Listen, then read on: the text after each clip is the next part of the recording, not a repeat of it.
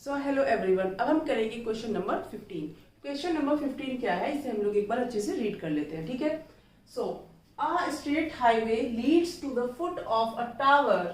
A man standing at the top of the tower observe a car at an angle of depression of 30 degree. ठीक है। क्या दिया है question में कि एक स्ट्रेट हाईवे है, ठीक है, leads to the foot of the tower. वो कहां जाकर मिल रहा है बेटा? एक ये हमारा हाईवे है, मान लो, ठीक है, ये हमारा कोई हाईवे है, ठीक है, और ये कहां पे जाकर लीड कर रहा है? एक टावर से। ठीक है, एक टावर हम यहाँ पर एक ड्रॉ कर लेते हैं। ये तो कुछ ज्यादा ही बहका बहका बन गया। ये लीजिए, ठीक है, ये एक टावर है और इस टावर के ऊपर एक आदमी खड़ा हुआ है। ठीक है, यहाँ पर मान लो एक आदमी खड़ा हुआ है हमारा। वो क्या कर रहा है? वो कुछ काम कर रहा है वहां खड़ा होके। ठीक है, क्या कर रहा है? ऑब्जर्व कर रहा है एक कार को। अब car at an angle of depression of 30 डिग्री। We have already learn what will be the depression angle. कहां से ड्रॉ करेंगे हम उसे? अपनी आई साइड के लिए हम हॉरिजॉन्टल लेवल बना लेंगे, वो हमारा ये बन जाएगा, और यहां से 30 डिग्री बनाएंगे। ठीक है, तो इसे थोड़ा सा कम बना लेते हैं। तो मान लो अब वो किसको ऑब्जर्व कर रहा है, ये पढ़ते हैं। Which is approaching the foot of the tower with a uniform speed. एक कार है, मान लो कोई कार है यहाँ पर, ठीक है, कार है ऐसे करके, उसके व्हील्स होंगे, ठीक है, इस हाईवे पे वो चल रही है। ठीक, तो अब इस कार को वो देख रहा है, कौन सा एंगल बना रहा है? 30 डिग्री, वो भी कौन सा? Angle of depression. तो मैं इसको यहां पे ड्रॉ कर लेती हूँ। ठीक है बेटा, इतनी बात समझ आ गई। कौन सा एंगल होगा? एंगल हमारा ये वाला होगा, एंगल ऑफ डिप्रेशन हमारा ये होगा। ठीक है बेटा, अब क्या कह रहा है? और वो कैसे चल रही है बेटा? एक यूनिफॉर्म स्पीड पे चल रही है, यानी कि वो अपनी स्पीड को चेंज नहीं कर रही है। ठीक है, स्पीड है हमारी कॉन्टिन्यू, एकदम कांस्टेंट। 6 सेकंड लेटर, अब 6 सेकंड के बाद, कुछ टाइम लिया उसने, 6 सेकंड के बाद angle of depression of the car is found to be 60 डिग्री। अब एंगल क्या हुआ? 60 डिग्री हो गया, यानी ये 30 था तो अब 60 मान लो कहीं यहां होगा। ठीक है, 60 एंगल बनाया उसने। ठीक है, ये हमारा 60 डिग्री का एंगल उसने बनाया, यानी कि कार अब कहां पहुंच गई है? कार हमारी यहां पर पहुंच गई है। ठीक है बेटा, ये हमारी कार है और कितना टाइम लिया उसने यहां से यहां तक पहुंचने में? 6 सेकेंड। ठीक है, ये हमने यहां पर नोट डाउन कर लिया। इतनी बात समझ आ गई होगी। बिल्कुल जो क्वेश्चन में दिया है हमने उसको यहां पर ड्रॉ कर लिया। अब हमसे क्या पूछा, क्या है उसने? Find the time taken by the car to reach the foot of the tower from this point. ये यहां पर आई थी 6 सेकेंड के बाद, यहां से अब इस फुट का टावर का फुट कहां पर है? ये यहां पर है, फुट ऑफ द टावर। यहां से यहां आना है इसको, तो वो कह रहा है कि यहां से यहां तक आने में उसे कितना टाइम लगेगा। मैंने मान लिया कि t लगेगा। ठीक है, और क्या कह रहा है? Car to reach the foot of the tower from this point. बस कहानी खत्म। और क्या दिया हुआ है इसने? हमें और कुछ नहीं दिया हुआ है, बस इतनी सी बात है। तो बस क्या करेंगे हम, बताइए क्या करेंगे? हमें तो एंगल भी पता चल गए हैं। ठीक है, प्रीवियस क्वेश्चन में हमने देखा था कैसे क्या किया था। हमने इन एंगल्स को यहाँ पे कन्वर्ट कर लेंगे। कैसे? ऑल्टरनेट एंगल से।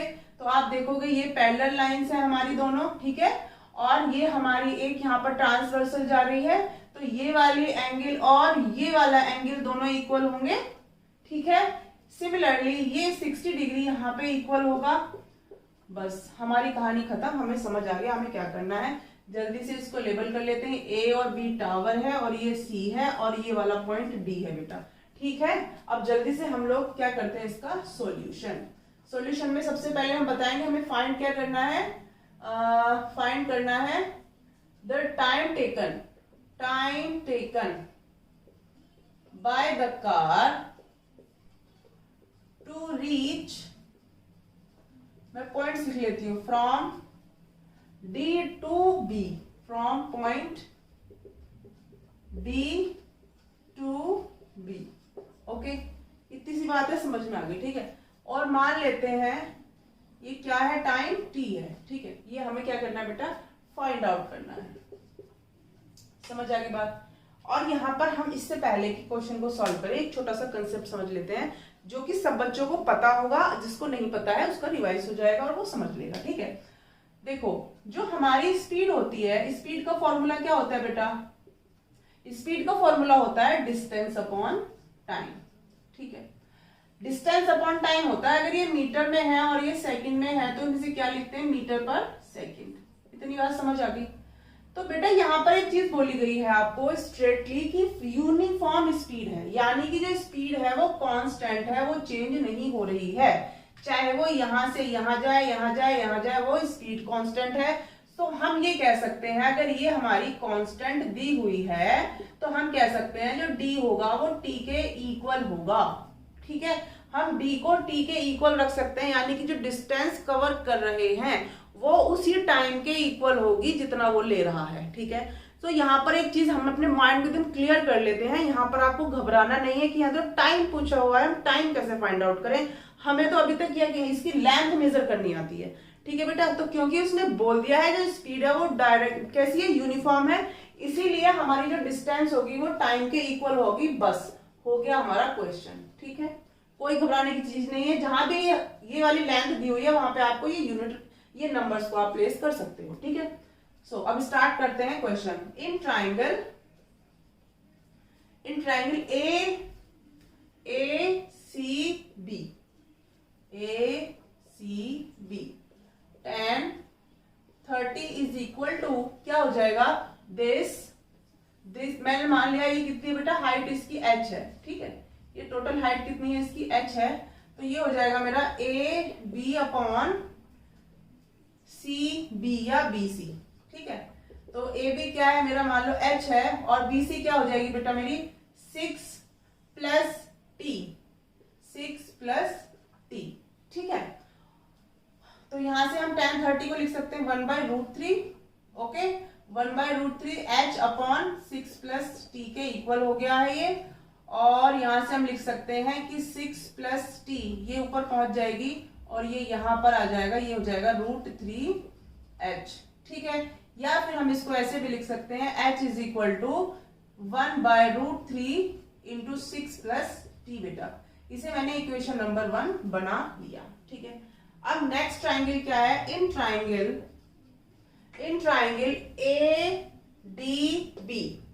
ADB, इन ट्राइंगल ADB कौन सा एंगल है, tan 60 कितना है बेटा मेरा, वो है हमारा, यही हाइट हो जाएगी AB और इसका बेस क्या हो जाएगा बेटा DB, ठीक है। तो हाइट हो गई AB और बेस हो गया इसका BD। तो इसे हम लोग क्या लिखेंगे, AB को मैंने कह दिया h है और BD मेरी कितना है बेटा यहाँ पर t है, और tan 60 की वैल्यू वी ऑल नोस √3, ठीक है। h अपॉन t, यहां से हम h लिख सकते हैं t √3 इंटू टी, या t इंटू √3 सेम ही बात है, ठीक है। यहाँ पे ये हमारे पास दो इक्वेशंस बन गई हैं, ठीक है। हमें बेसिकली यहाँ पर फाइंड आउट क्या करना है, क्वेश्चन में t फाइंड आउट करना है। तो मुझे h की कोई जरूरत नहीं है, तो मैंने इस इक्वेशन में h के इक्वल टू सब चीज रख ली। अब मैं क्या करूंगी, इक्वेशन 1 एंड 2 को इक्वल रख दूंगी, ठीक है। ऑन इक्वेटिंग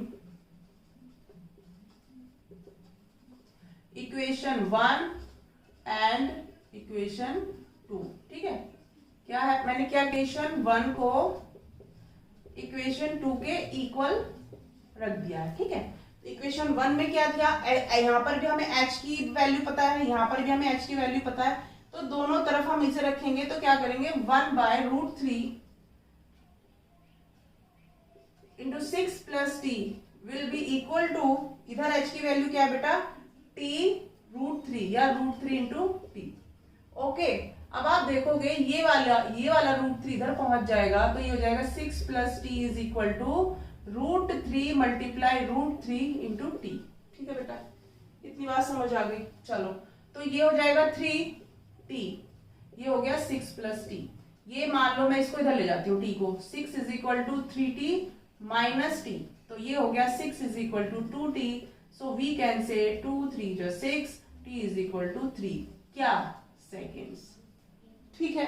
हम अभी तक क्या चीज लेकर चल रहे थे, टाइम को लेकर चल रहे थे, तो हमें ये पता चला कि यहां से यहां तक इसको 6 सेकंड लगे हैं और यहां से यहां तक जाने में इसको 3 सेकेंड्स लगेंगे। ओके बेटा, यही हमें फाइंड आउट करना था। कितना टाइम लगा बेटा यहां से यहां तक आने में? 3 सेकेंड्स। ओके, आई होप आपको ये क्वेश्चन अच्छे से समझ आ गया होगा। बेटा अगर अभी तक आपने मेरा चैनल सब्सक्राइब नहीं किया है और अगर आपको वीडियो समझ में आ रही है, पसंद आ रही है, तो प्लीज जाकर शेयर कीजिए, लाइक कीजिए और कमेंट भी कीजिए अगर आपको कोई भी डाउट है। ओके, सो अब हम करेंगे अपना क्वेश्चन नंबर 16, जो कि हमारी इस एक्सरसाइज का लास्ट क्वेश्चन है।